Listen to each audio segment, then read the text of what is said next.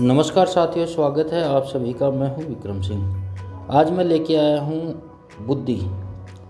आज इस टॉपिक में हम बुद्धि के बारे में जानेंगे। बुद्धि की परिभाषा क्या होती है, बुद्धि की ऐतिहासिक पृष्ठभूमि क्या है और बुद्धि की मनोविज्ञान में संकल्पना का विकास कैसे हुआ और बुद्धि के प्रमुख सिद्धांत कौन कौन से हैं। चलिए बिना देरी किए मैं शुरू करता हूँ। तो बुद्धि की परिभाषा, डेफिनेशन ऑफ इंटेलिजेंस। बुद्धि एक मानसिक क्षमता है जिसके अंतर्गत व्यक्ति सीखता है, समझता है, समस्याओं का समाधान करता है, अनुकूल करता है और नए अनुभवों से सीख कर निर्णय लेता है। या फिर मैं ऐसे सरल शब्दों में कहूँ, बुद्धि वह योग्यता है जिससे हम सोचते हैं, समझते हैं, सीखते हैं और जीवन की समस्याओं का समाधान करते हैं। तो ये हो गई बुद्धि की परिभाषा। अब बुद्धि की ऐतिहासिक पृष्ठभूमि क्या है? तो प्राचीन ग्रंथों या भारतीय शैली के अनुसार अगर मैं बात करूं तो बुद्धि शब्द का वैदिक साहित्य, उपनिषदों और गीता में व्यापक रूप से इसका वर्णन आया है। उदाहरण के तौर पे बुद्धि योग, समबुद्धि, विवेक बुद्धि जैसे शब्द। आधुनिक मनोविज्ञान में 19वीं सदी के अंत में वैज्ञानिक रूप से बुद्धि को मापने और समझने का प्रयास किया गया। अब चलिए मनोविज्ञान में बुद्धि की संकल्पना का विकास कैसे हुआ। तो सबसे पहले अल्फ्रेड बिने ने 1905 में, जो फ्रांस के मनोवैज्ञानिक थे, और बुद्धि परीक्षण का पहला प्रयास किया उन्होंने। और उनका उद्देश्य था बच्चों की शैक्षणिक कठिनाइयाँ आती हैं, शिक्षा के क्षेत्र में जो कठिनाइयाँ आती हैं उनकी पहचान करना। फिर उसके बाद में विलियम स्टर्न आए और 1912 में उन्होंने IQ इंटेलिजेंस कोटेंट शब्द गढ़ा और उन्होंने एक सूत्र दिया। उन्होंने बोला कि जो मानसिक आयु है उसमें वास्तविक आयु का भाग देकर के उसको 100 से गुना करने पर बुद्धि का स्तर जांचा जा सकता है। फिर आए लुईस टर्मन, जो 1916 में, उन्होंने बिने का जो परीक्षण अमेरिकी बच्चों के लिए अनुकूलित किया उसने। फिर इसका नया नाम दे दिया उन्होंने, स्टैनफोर्ड बिने टेस्ट। फिर आए डेविड वेसलर 1939 में, उन्होंने वयस्कों के लिए पहला बुद्धि परीक्षण WAIS तैयार किया। फिर उन्होंने कहा कि बुद्धि एक समग्र और वैश्विक क्षमता है जिसे व्यक्ति तर्क करता है, कार्य करता है और पर्यावरण से प्रभावी रूप से अनुकूल करता है। इसके बाद हम जान लेते हैं कि बुद्धि के प्रमुख सिद्धांत कौन कौन से हैं। तो सबसे पहले एक तत्व सिद्धांत या यूनिटरी थ्योरी या एकात्मक सिद्धांत, इन कई नामों से इसको जाना जाता है। तो इसके अंदर बुद्धि को एकल या एक माना गया है। ये अपरिवर्तनीय शक्ति है, इससे व्यक्ति के सभी कार्य प्रभावित होते हैं। यह सिद्धांत पुराना माना जाता है। फिर इसके बाद में आया द्विकारक सिद्धांत, 2 फैक्टर थ्योरी, जिसको स्पीयरमैन ने 1927 में प्रस्तावित किया। और इसके 2 घटक थे, G फैक्टर और S फैक्टर। तो G फैक्टर का मतलब था जनरल इंटेलिजेंस, जो सभी कार्यों में सामान्य रूप से उपयोगी होती है, और S फैक्टर जो स्पेसिफिक इंटेलिजेंस जिसकी बात कर रहे हैं हम, तो ये किसी विशेष कार्य या क्षेत्र के लिए उपयोगी योग्यता मानी इन्होंने।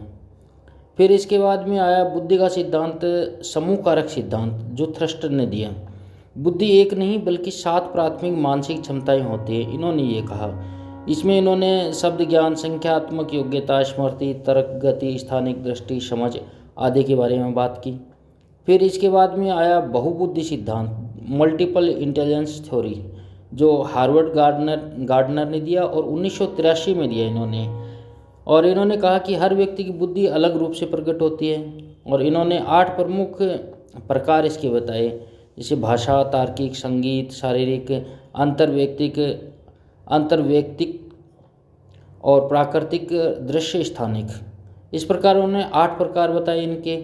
फिर इनके बाद में आया ट्राइआर्चिक थ्योरी या त्रिरूपात्मक सिद्धांत भी इसको कहते हैं, जिसको रॉबर्ट स्टर्नबर्ग ने 1985 में दिया।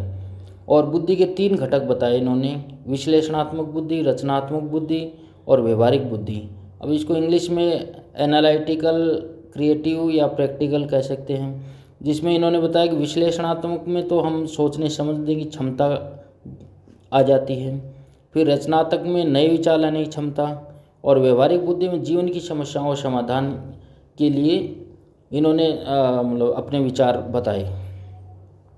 फिर इसके बाद में आई भावनात्मक बुद्धि, इमोशनल इंटेलिजेंस, जिसको डेनियल गोलमैन ने 1995 में दिया, और उन्होंने कहा कि अपनी और दूसरों की भावनाओं को समझने, नियंत्रित करने और सकारात्मक उपयोग की क्षमता भावनात्मक बुद्धि से होती है। ये तो हो गए बुद्धि के सिद्धांत प्रमुख। अब चलिए बुद्धि को मापन या मेजरमेंट कैसे किया जाता है। तो बुद्धि के लिए प्रमुख जो मेजरमेंट सिद्धांत हैं उनमें सबसे पहले आया स्टैनफोर्ड बिनेट टेस्ट, जो बच्चों के लिए था।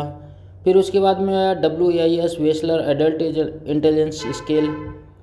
फिर उसके बाद में आया WISC Wechsler intelligence scale for children. ये 3 सिद्धांत मुख्य रूप से प्रमुख परीक्षण आए थे। फिर इन्होंने बुद्धि लब्धि का वर्गीकरण किया, जिसमें 140 प्लस को असाधारण प्रतिभाशाली बताया, 120 से 139 तक बहुत उच्च, या फिर 110 से 119 उच्च सामान्य, 90 से 109 तक सामान्य, और 80 से 89 मंद सामान्य, फिर 70 से 79 सीमावर्ती मंद, या फिर 69 से कम मानसिक मंदता। इस प्रकार उन्होंने वर्गीकरण किया। फिर इसके बाद आ जाता है बुद्धि का विकास। बुद्धि का विकास कैसे होता है। तो सभी मनोवैज्ञानिकों ने माना कि बुद्धि जन्मजात और अर्जित दोनों ही होती है। इस पर प्रभाव डालने वाले कारक आनुवंशिकता हो सकती है, पर्यावरण हो सकता है, और शिक्षा और अनुभव, पोषण और स्वास्थ्य, ये इस पर प्रभाव डालने वाले कारक हो गए। तो दोस्तों आज के लिए इतना ही। कल हम एक एक सिद्धांत को, बुद्धि के जो सिद्धांत हैं उनका विस्तृत विश्लेषण करते हुए आगे की टॉपिकों की ओर बढ़ेंगे। वीडियो अच्छा लगे तो लाइक कर देना, और कोई अगर टॉपिक विस्तृत अध्ययन करना हो तो उसके बारे में कमेंट बॉक्स में ज़रूर सुझाव देना।